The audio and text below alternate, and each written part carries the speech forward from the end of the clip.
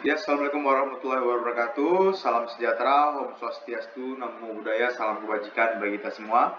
Bagaimana kabarnya teman-teman semuanya? Sehat selalu dan pada kesempatan yang berbahagia hari ini di serial video UMKM naik kelas, UMKM kuliner naik kelas, kita akan membahas tentang produk dan food safety. Nah, yang sebagaimana kita tahu tadi yang kita sudah belajar bahwa ternyata untuk membangun sebuah bisnis kita tentu hal pertama adalah membutuhkan produknya dulu nih teman-teman. Nah di sini kita coba belajar tentang produk, terutama ini kan produk-produk kuliner ya. Jadi kita harus juga belajar tentang food safety dari produk-produk kuliner ini yang dimana rentan terhadap gangguan dari mikroorganisme dan sebagainya. Ya kita mulai saja. Nah, yang pertama mungkin yang perlu kita bahas adalah saya ingin share nih apa saja sih peluang-peluang produk kuliner yang bisa kalian buka nih teman-teman. Nah, mungkin di sini ada beberapa, ada 5 hal yang secara umum teman-teman bisa milih nih untuk kira-kira mau menjalankan UMKM kuliner seperti apa ya.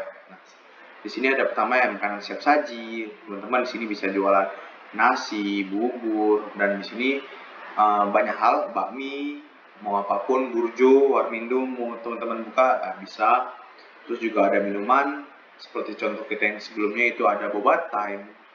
Di situ kan, nah boba time ini menjadi menarik karena minuman ini salah satu bisnis kuliner yang modalnya itu kecil, modal untuk membuat produk ini kecil, tapi harga jualnya itu bisa tinggi. Nah itu makanya bisnis kuliner di sisi minuman ini menjadi seksi teman-teman. Nah, soalnya juga ada bisnis snack seperti yang sebelumnya ada makaroni ngehe.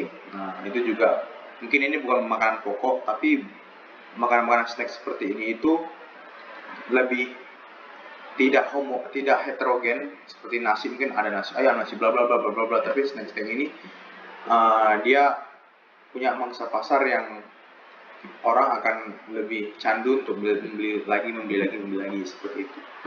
Terus juga frozen food nih teman-teman. Nah sekarang kan masa-masa pandemi, ibu rumah tangga juga mungkin yang sebelumnya jarang memasak, tapi sekarang gara-gara pandemi ya jadi sering ke dapur, tapi mungkin mereka juga tidak terbiasa gitu untuk menghabiskan waktunya dengan memasak. Nah ini frozen food ini menjadi solusi nih teman-teman. Jadi bagaimana makanan setengah saji kita dinginkan, kita pakai kedap udara, kemasan kedap udara. Jadi makanan yang kita jual itu makanan yang bisa lebih tahan lama seperti itu teman-teman, dan tinggal dipanaskan, makanan telah siap untuk dikonsumsi.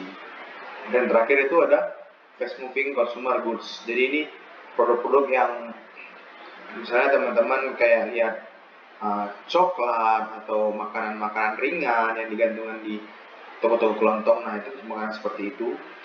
Tapi mungkin kalau misalnya kita bilang Garuda Food, itu mungkin skalanya itu besar.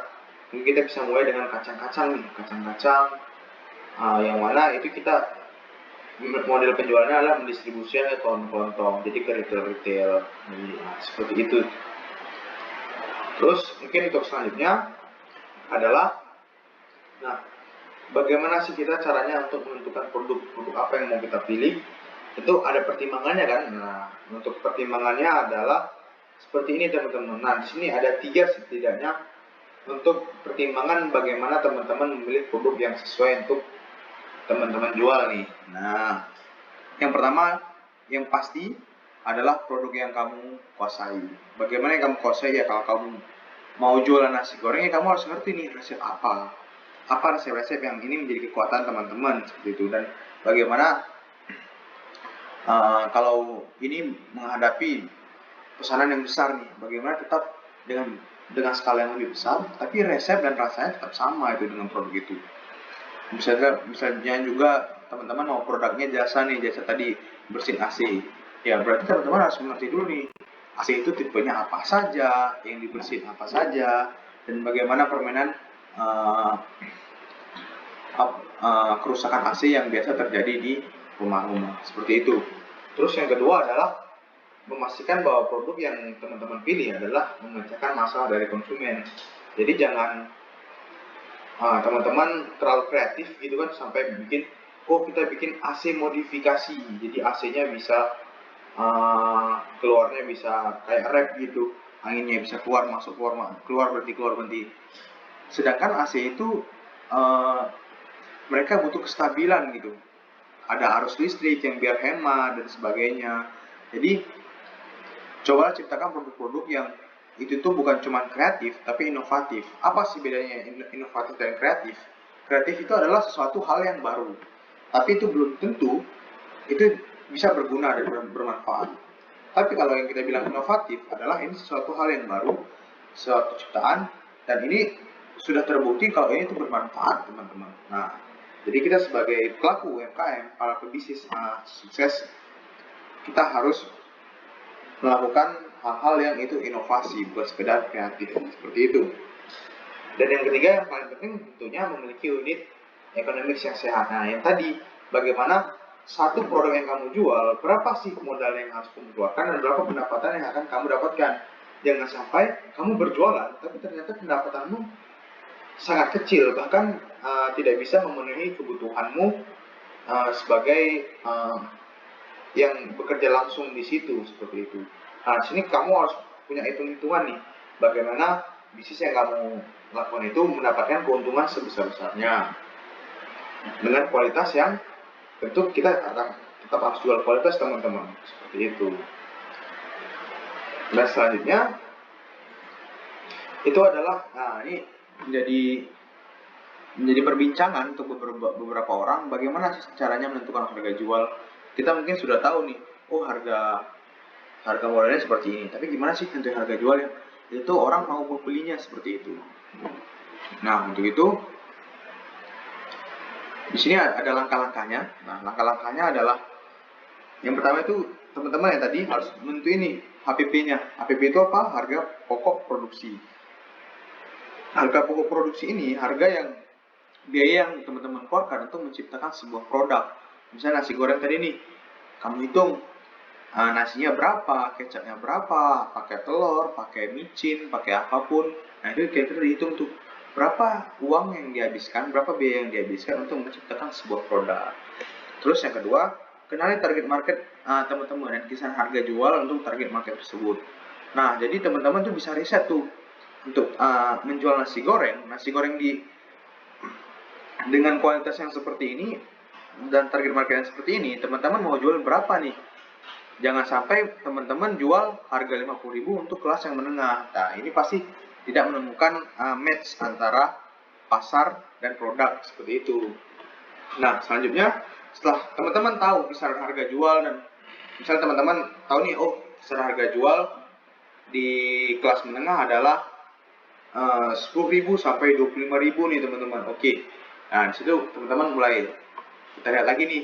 Setelah itu kita langkah selanjutnya yaitu riset harga kompetitor. Nah, untuk biar lebih mudah mungkin riset harga kompetitor ini kalian bisa nih, misalnya kalian mau buka di tempel nih, teman-teman. Nah, kalian riset aja nih nasi goreng yang ada di tempel itu berapaan sih harganya. Mungkin kamu riset aja di 20 tempat terdekat dari outlet yang akan kamu bangun, seperti itu.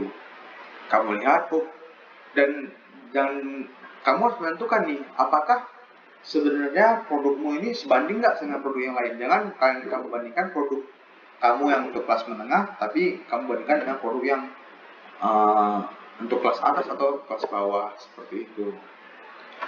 Dan setelah itu baru nih kita tetapkan harga yang kompetitif.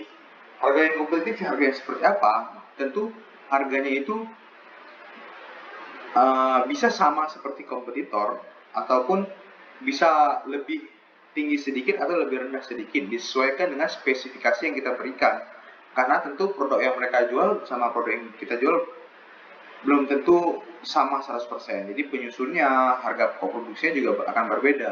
Nah, di sini kita harus menyesuaikan harga yang kompetitif yang tentu tetap dalam kisaran harga jual yang ingin dibeli oleh target market. Nah, setelah itu setelah menentukan harga kompetitif, ya kita tentu ini persentase keuntungan kita berapa. Ternyata didapatkan persentase keuntungan kita 50%. Nah, nanti setelah Oke, kita ingin keuntungan 50%, nanti baru disesuaikan lagi nih teman-teman HPP dan biaya operasionalnya. Mungkin ini sedikit membingungkan karena kita tadi di awal sudah tentukan harga pokok produksi, tapi kok di sini kok kita sesuaikan HPP lagi.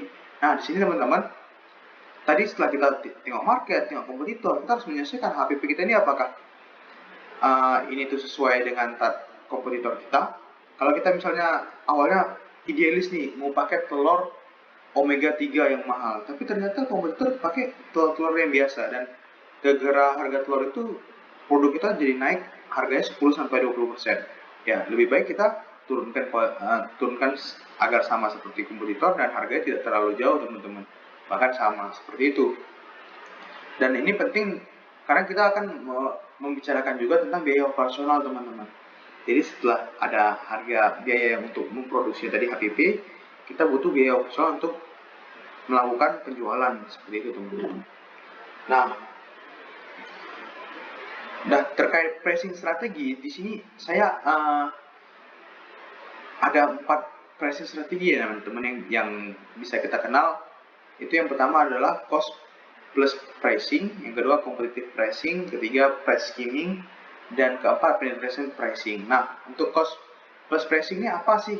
Nah, cost plus pricing ini berlaku untuk produk yang HPP-nya fluktuatif nih teman-teman. Misalnya teman-teman mau jual seafood nih, oh ternyata harga seafood, harga udang misalnya, hari ini harganya 40.000 sekilo, besok 60.000 sekilo teman-teman. Nah, ini kita harus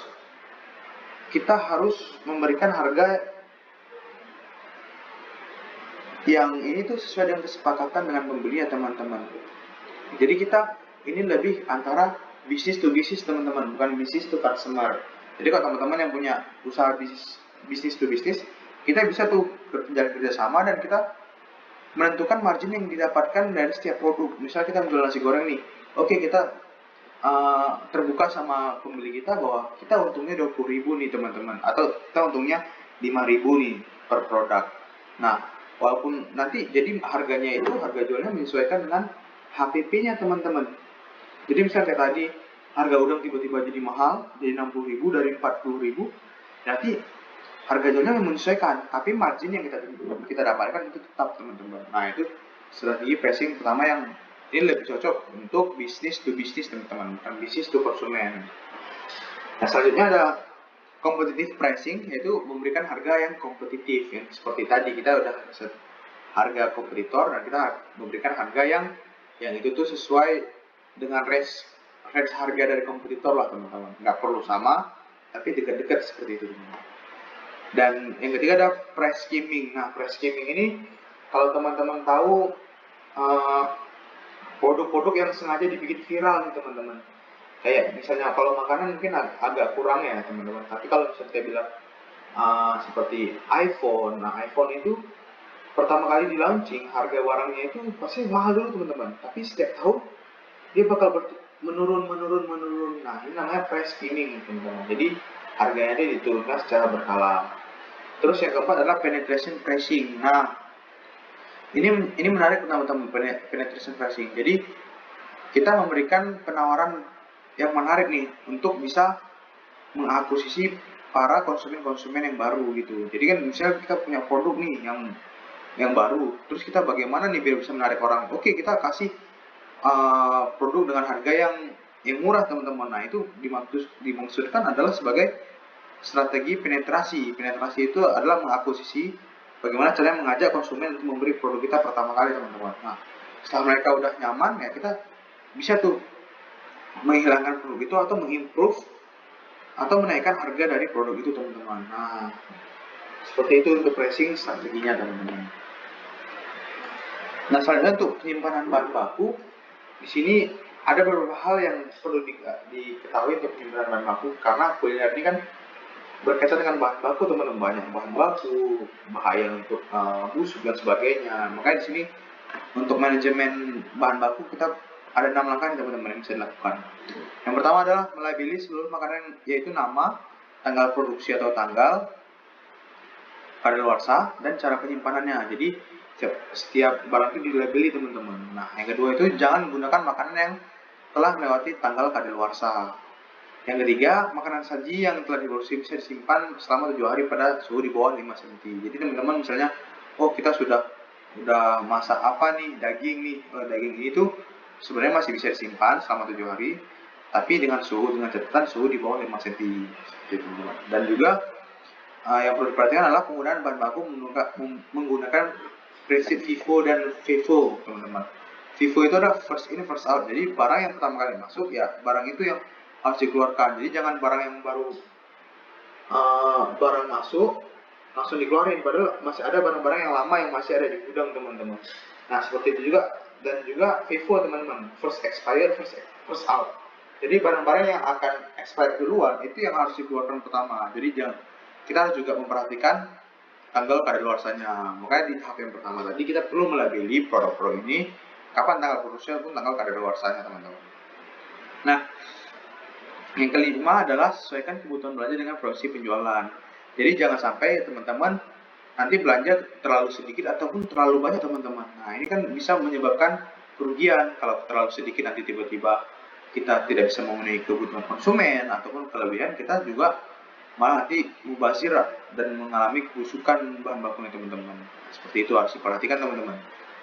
Dan yang keenam adalah memiliki catatan stok bahan baku. Nah, di sini kita harus tahu nih, oh ternyata telur kita tinggal sisa 20 kilo lagi nih. Oh dan kita harus nambah lagi nih. Kita misalnya pedagang martabak perlu telur untuk setiap harinya itu 10 kilo, 15 kilo.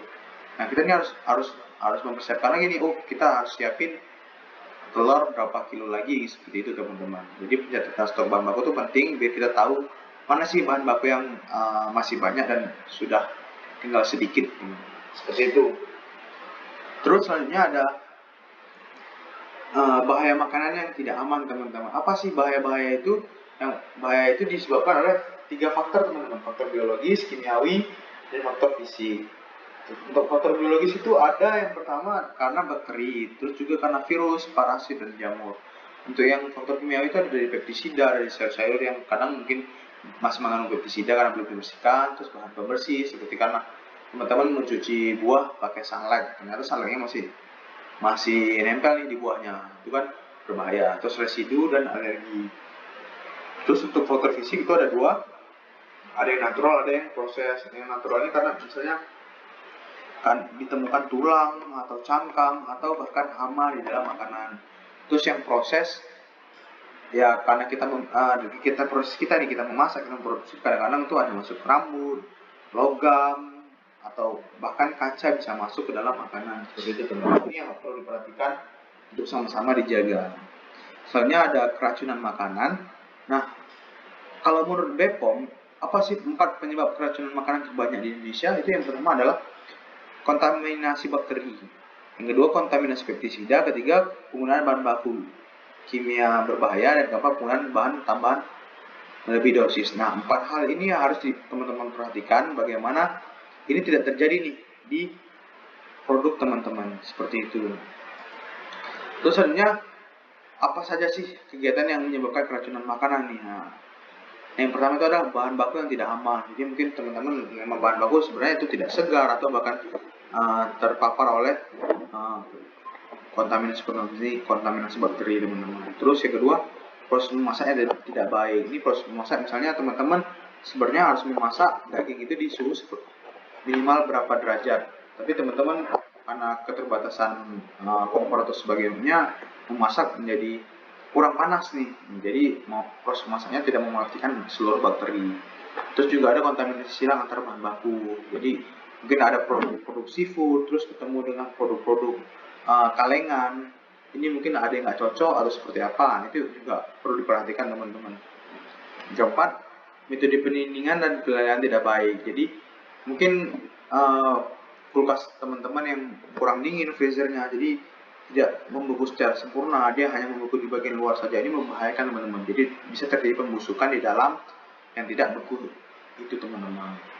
Terus penyimpanan makanan yang salah, jadi ada yang harus di tempat suhu rendah tapi teman-teman jemur di ruang terbuka, ada yang harus di kulkas tapi ternyata teman-teman nggak taruh di freezer, seperti itu kan. Nah, selanjutnya ada kesalahan preparasi makan sebelum disajikan, terus juga ada karyawan terinfeksi penyakit yang seperti sekarang ada COVID seperti itu, terus juga ada suhu pemasaran yang tidak tepat seperti tadi, dan penambahan bahan baku yang melebihi dosis, mungkin teman-teman masukin cuka terlalu banyak dan sebagainya seperti itu. Terus juga ada penggunaan sisa makanan yang tidak sehat yang tadi sudah teman-teman simpan, mungkin oh ini barang besok masih bisa dipakai, tapi ternyata penyimpanannya tidak baik, jadi tidak bisa barang itu tidak bisa digunakan tapi tetap teman-teman gunain. Dan yang kedua adalah pengolahan ulang yang tidak baik seperti itu teman-teman. Selanjutnya adalah standar kemasan. Standar kemasan ini ada 4 hal yang perlu diperhatikan. Ini khusus untuk teman-teman yang punya produk fast moving consumer goods ya teman-teman, kayak tadi kan kacang-kacang yang mau teman-teman jual di toko kelontong. Nah itu yang 4 hal yang harus ada itu adalah kita harus memperhatikan bentuk kemasannya gimana baik biar ini catching teman-teman, dan para pembeli itu oh ini produknya keren nih kayaknya atau enak nih pengen deh beli. Nah, terus juga harus ada label itu apa sih nama produk kita, makanannya jenisnya apa, terus kalau ada rasanya rasa-rasa apa seperti itu. Terus juga harus ada izin edar dari BPOM dan juga tanggal kadaluarsa teman-teman. Nah ini menjadi penting untuk teman-teman yang membangun produk-produk yang akan dijual lagi di retail kelontong seperti itu, karena kan mereka juga butuh nih tahu ini produk ini bisa bertahan sampai kapan seperti itu teman-teman.